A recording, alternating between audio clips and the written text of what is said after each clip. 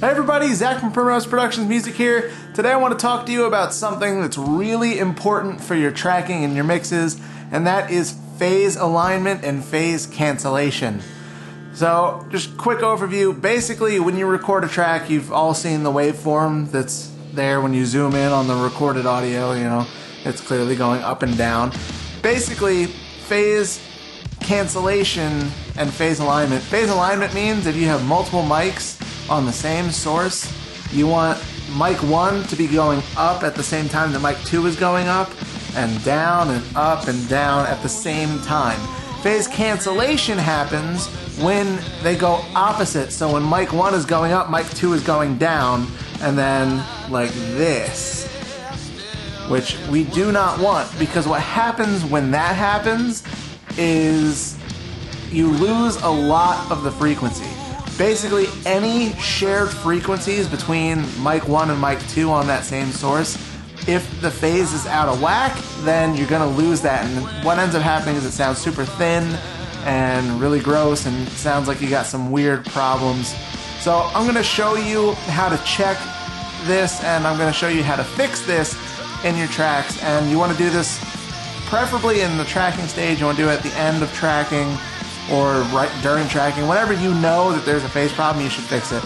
And if you're mixing and you receive mixes, you should definitely check it every time you receive tracks to mix, because this can seriously screw up your mixes. So let's jump into how to actually figure this out. Alright guys, so I'm just going to show you what I mean by phase alignment. You can see here we have the overhead left and the overhead right track for our drums. And let's just zoom in on the waveform here. You can see that these are lined up, by which I mean when this one's going down, this one is also going down and up and yeah, and so on. So that's what it's supposed to look like, okay? When you have multiple mics on a single source, in this case on the drum set, you want to make sure everything's measured properly to be the exact same distance away, because that keeps phase in line like this. Now, if this were opposite, if this were going down while this was going up, then we get phase cancellation. And I'm going to show you an example of that with the kick drum.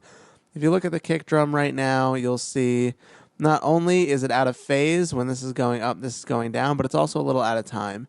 So let's listen to what the kick sounds like this. This is the inside kick mic and then the sub kick on the outside.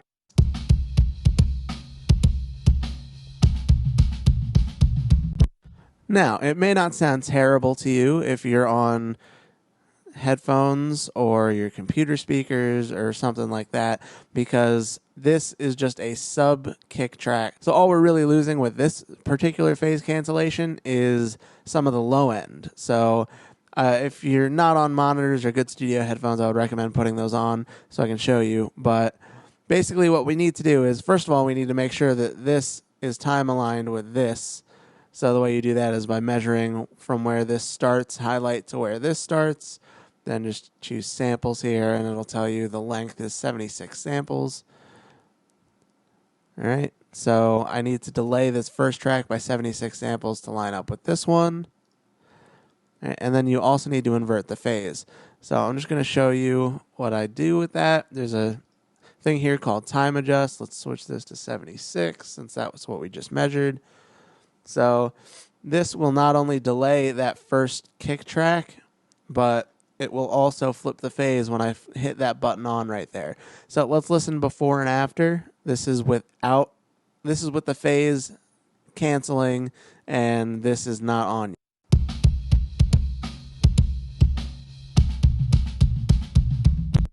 So now we're going to turn this on, and that's going to align the phase for us. And let's listen to the difference. Again, if you're on computer speakers or headphones, you probably won't hear much of a difference here. You need to be able to hear the real low end. So again, I recommend studio monitors and good headphones.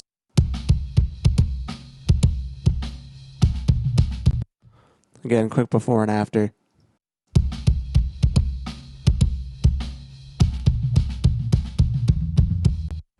You can just hear how much low end comes back into that when we do that. So that was a weird example because, again, that's showing just the low end, But let's go back to the overhead track. Let's see what would happen here. So again, this overhead track currently is in phase. So what happens if we take, let's say, this section,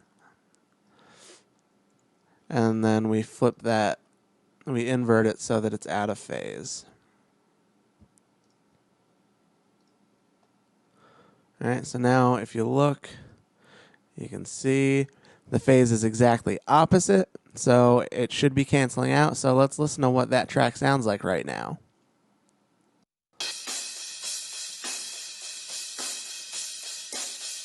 See, it sounds terrible, but if I flip this back,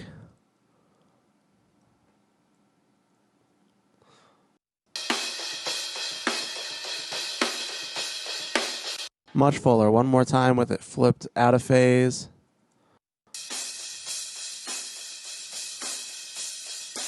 See how it just gets thin and tinny, and it's just disgusting. So I flip that back one more time. Much fuller sound. And with something like drums, you need to worry about this a lot because there's so many mics on the kick. So what you generally want to do is make sure that all the mics are phase aligned to one track. So what I usually do is I check the overheads first, make sure they're in phase with each other. And then once I have those, I'll compare each other individual mic against the overhead to make sure that the phase is in line. Because obviously the overheads are picking up pretty much the whole kit. So you can tell that's a good track to tell the phase of everything else. Because if you, let's say, tried to phase align everything to the kick, starting with the kick, then the kick mic's not picking up other things like the snare and stuff. I mean, it's picking up the snare a little bit right there, but it's definitely not picking up the toms or anything. So it's not really a good example. But the overheads pick up everything, so that's something good to compare it to. I'm going to show you one more time on a different example. We're going to use the vocals for this one. And again, this is apparent anytime you have multiple mics on the same source. And in this case, I did put two mics on the singer because I like the way these two mics blend when I'm doing like more powerful vocals. So let's just look at the phase here real quick. As you can see, out of phase. See, when this is going up, that's going down. So let's hear it with the phase out of whack. It's just life's own mystery. All right, so I could flip this with a plugin on the main track itself. Most EQ plugins have something like that. Like right here, there's just that little phase inverse button. So let's try that. This is with the phase still out of line. It's just life's own mystery. And with it back in line. It's just life's own mystery. See how much more full that is?